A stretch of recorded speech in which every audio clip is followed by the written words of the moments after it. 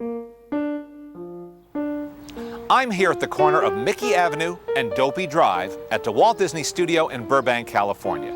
Hi, I'm Leonard Maltin. There are a lot of movie studios in Hollywood, but probably none has been made more familiar to a wider public audience than the Walt Disney Studios. Walt Disney's beginnings in Hollywood were somewhat less than glamorous. For several months after his arrival in the summer of 1923, he worked an animation camera in his Uncle Robert's garage until he landed his first contract for the Alice in Cartoonland shorts late that year.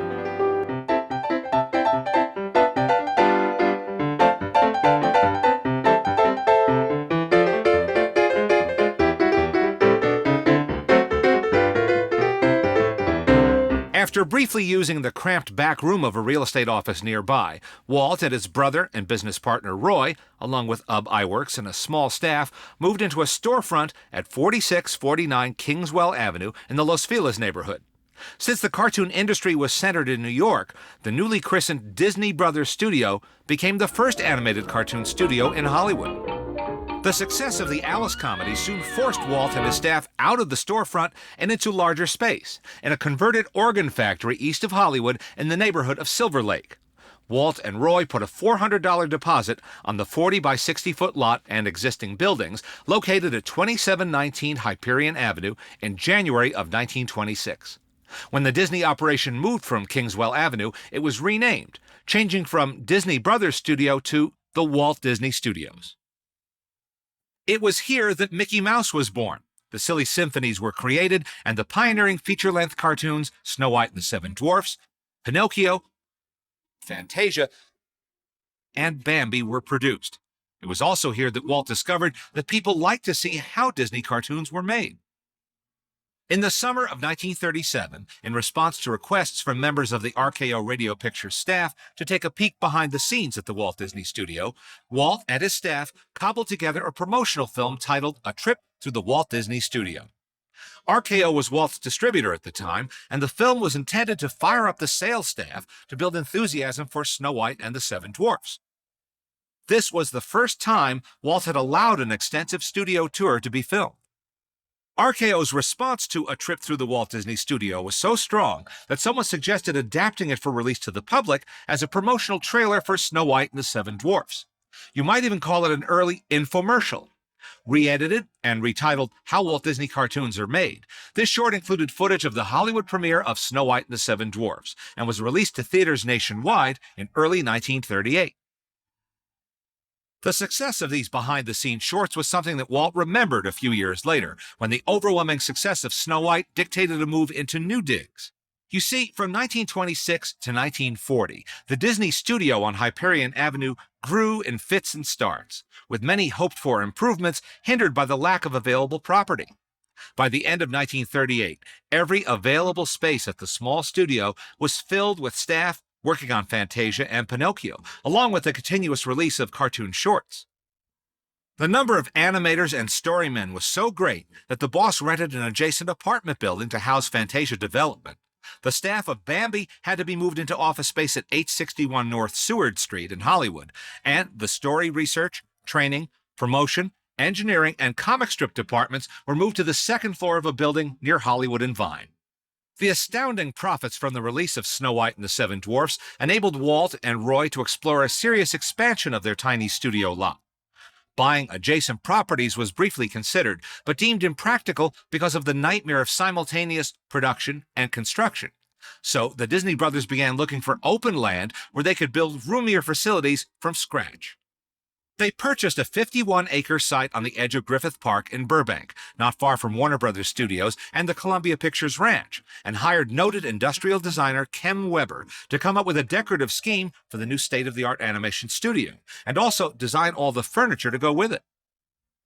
Frank Crowhurst, superintendent of construction for the new studio, remembered presenting Webber's innovative, streamlined, modern building designs to Walt. "It's no good for me," Frank said, "or anybody else trying to tell Walt how a building should look. He isn't interested. It's how he will use it that is the governing factor in every case."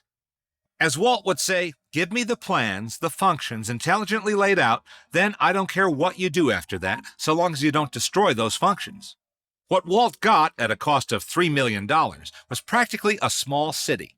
Paved streets with curbs, street lights, storm drains, and firefighting equipment were installed. Among the 21 original buildings was a 750-seat theater, 3 large recording stages, an animation building with room enough for 900 artists, vastly expanded parking, a service station, medical facilities, and carpentry, machine, and electric shops. Additionally, several buildings from the old Hyperion lot were moved intact to Burbank to house such departments as casting, accounting, and purchasing. Kem Webber configured the buildings into a well-ordered college campus atmosphere, unlike any in Hollywood, with an architectural design built around a plan of efficient production flow. Functional architecture at its best.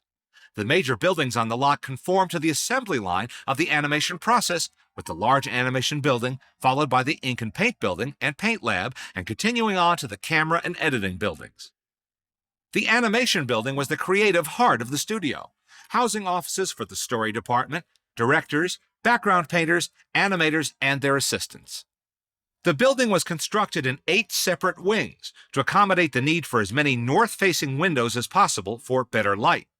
This double H layout had the added benefit of helping to spread out the stress of any earthquakes. This original 1940 building withstood the tremors of the 1994 Northridge quake better than most of the newer buildings on the studio lot.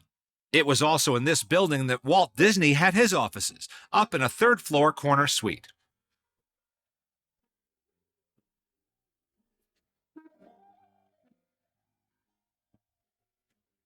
At the same time the Disney staff was moving to Burbank, just after Christmas of 1939, war in Europe was decimating Walt Disney's finances. He counted on income from foreign markets to fuel his upcoming projects, and now that market was cut off. Dumbo wouldn't be released until the fall of 1941, and Bambi wouldn't be ready until the following year. So, Walt invented a low-budget feature film to keep the wheels turning and generate some much-needed cash. Remembering the response to those promotional shorts shot at the old studio a few years before, he and his staff created The Reluctant Dragon, which was released on June 20th, 1941.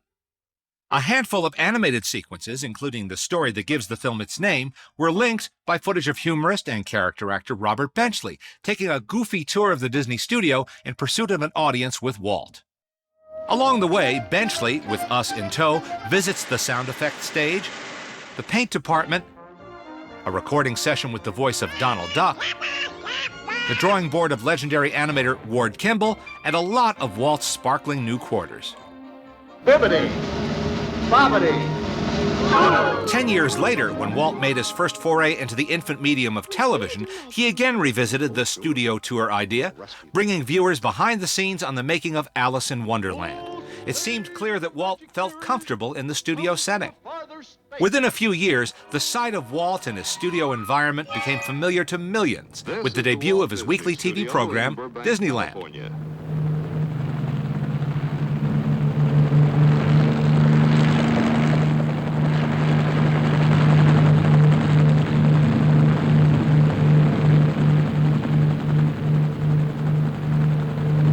And directly over Mickey Avenue, the main thoroughfare of the studio.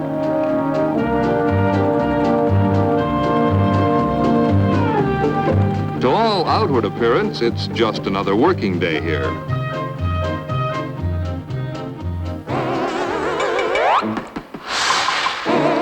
On the surface, things here appear to be following their normal pattern. But the truth of the matter is, something unusual is going on in the studio today, something that never happened before. Here now to tell you about it is Walt Disney. Welcome. I guess you all know this little fella here. It's an old partnership. Mickey and I started out the first time many, many years ago. We've had a lot of our dreams come true. Now we want you to share with us our latest and greatest dream. That's it, right here. Disneyland. Nearly every week, Walt greeted viewers from settings meant to evoke or recreate offices and other locales on his Burbank lot. The furnishings in Walt's actual offices were copied for the set that he often used for lead-ins to his television show. The view from his office set's windows was in fact a painted backdrop, but in a surreal continuity flaw, the backdrop showed the very animation building he was supposedly standing in. Walt didn't remain in his office every week. He traveled throughout the studio, showing off all manner of departments, functions, and locales. Some of these included the music department, the ink and paint department, effects animation, the camera department, the multiplane camera, and of course animators hard at work on the latest Disney features. The department for storage of art had long been referred to by studio employees as the morgue, so that's exactly the way it was presented in a 1957 TV episode.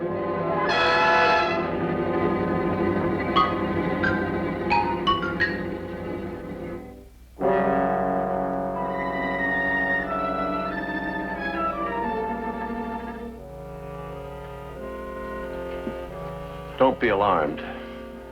Appearances can be deceiving, even in a morgue. Let's look at things in a different light. See? Just a storage room.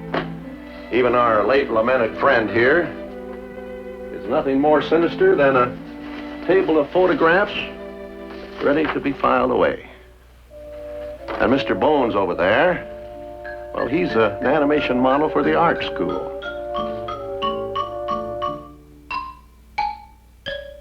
You know, morgue, in the newspaper business, means a place where they keep used but usable material. Back issues, photographs, and so forth. Well, it's kind of like that here, except that in our morgue, these shelves, tables, and file cabinets hold all of our history as a motion picture studio. For here are the drawings, the models, sketches, and backgrounds for every film we've ever made. We haven't finished Sleeping Beauty yet, so this section is just beginning. But already, there's over 500,000 drawings here.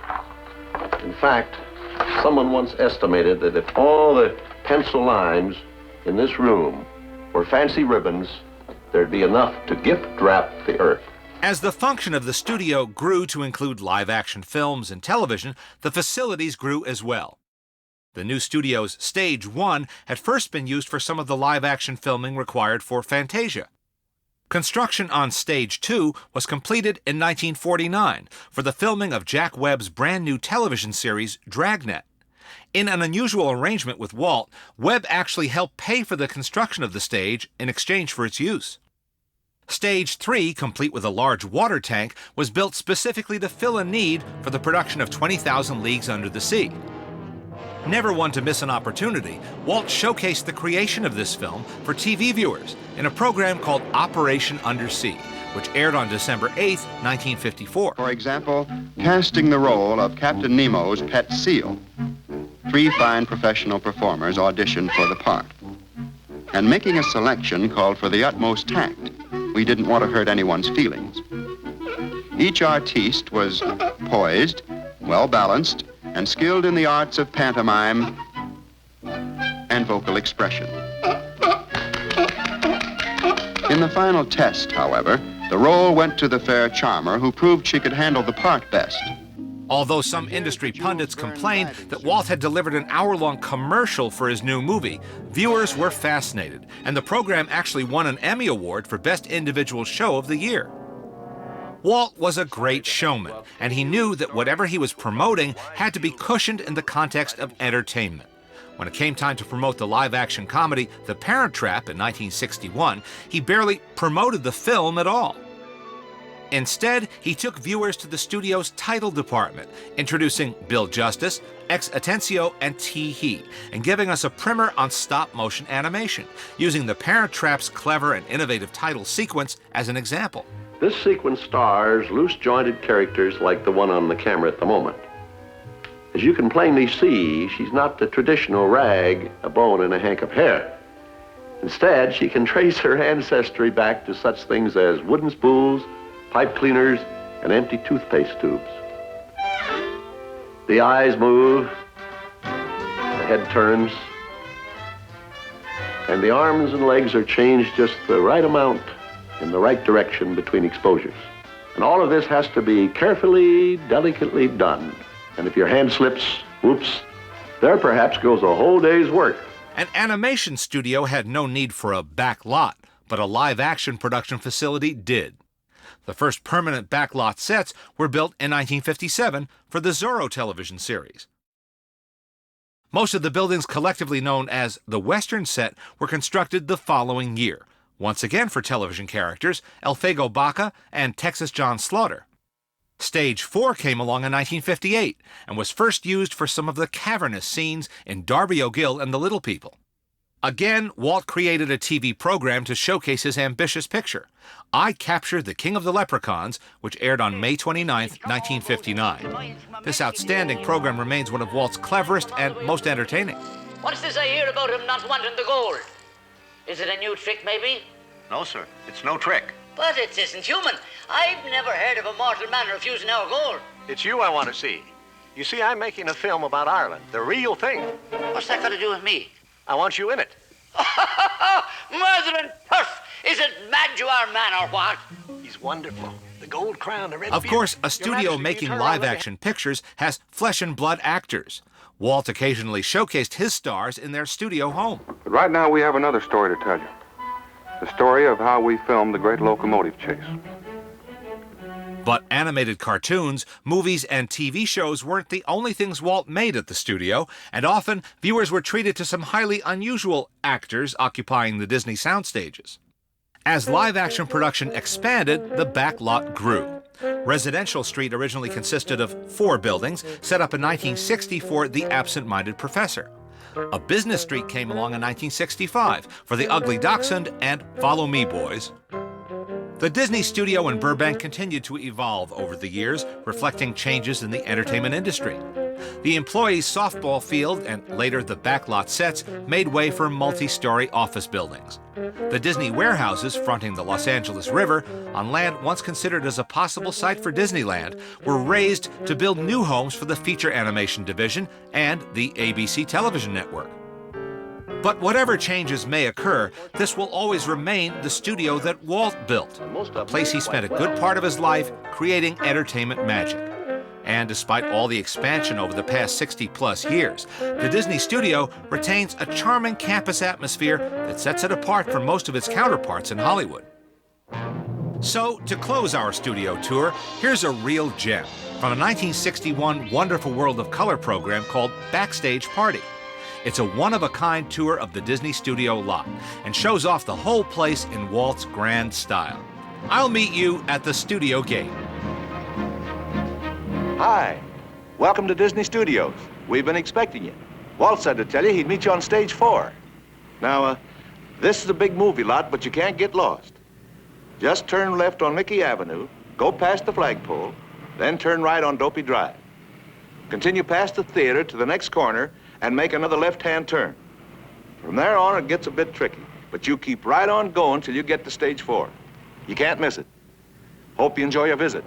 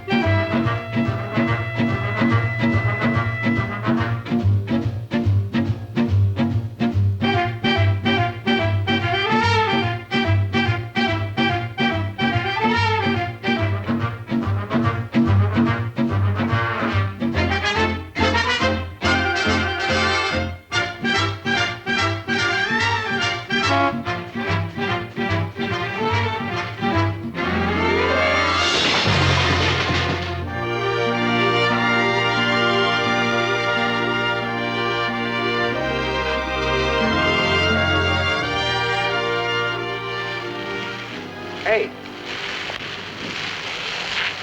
if you're looking for stage 4, you're a bit off your course. It's down that way. Whoops, excuse me.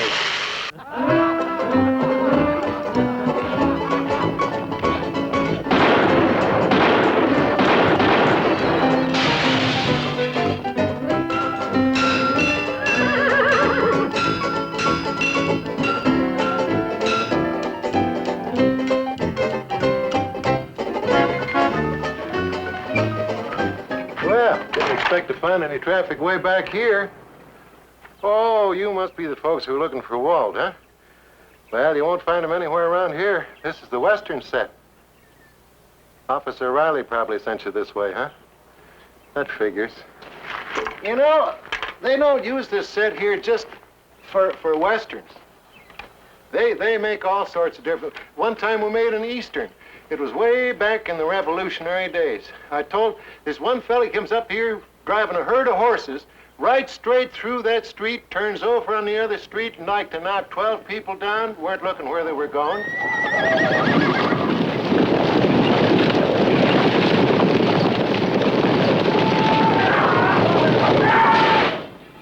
Once they changed this whole set into a small town, old-fashioned main street. Painted all the buildings, that's my work, and changed the names on the stores, and put new costumes, different costumes on the actors, you know, and we had a real circus parade coming right down this street.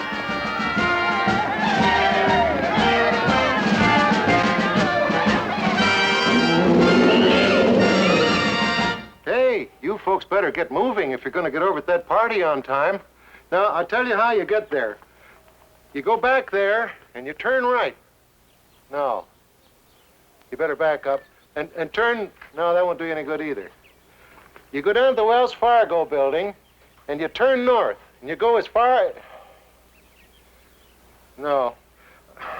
Well, to tell you the truth, to get to where you want to go, this is an awful bad place to start from. Tell you what you do. You go down here to the old Spanish set, and you cut across that. That's where we shot Zorro. Or, I'm mixed up here. That's where they shot the Zorro series.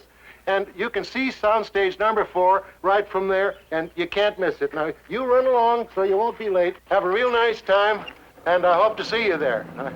I hope you make it.